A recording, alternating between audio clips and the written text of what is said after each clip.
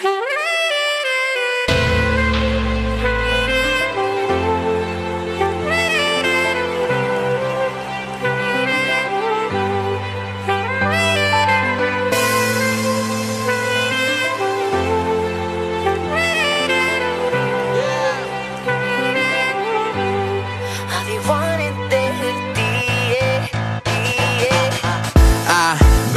C, D, E. La început citești pe litere E și viața pare o poezie. Nu știai că poți să zbori în avioane de hârtie. Spunea proful de mate, istrate, tu visezi n-o să ajungi departe. E ciudat cum trece timpul, complicat că de fapt e atât de simplu. Mi-au spus că nu se poate, dar nu le-am dat dreptate. Și cea mai tare parte e că visele devin realitate. Vino cu mine și o să poți cânta, chiar dacă ai pierdut, tu ce mai conta. Lume în care e simplu să zbori.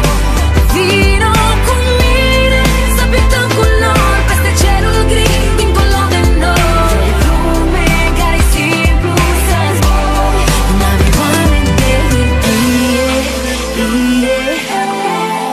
avioane de hârtie,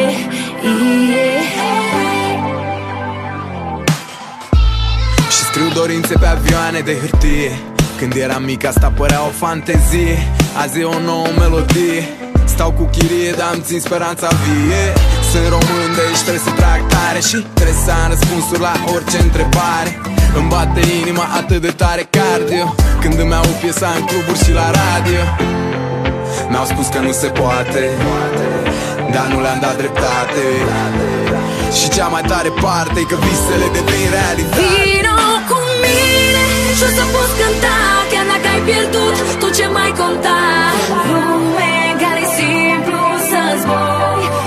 Vino cu mine să pictăm culori peste cerul gri, dincolo de noi. Lume în care e simplu să zbori.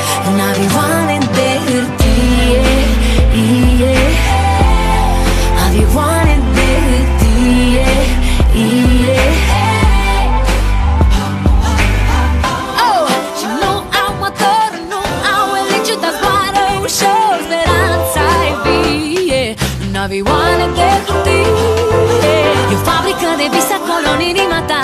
Nu te dau bătut și o să poți decola în avioane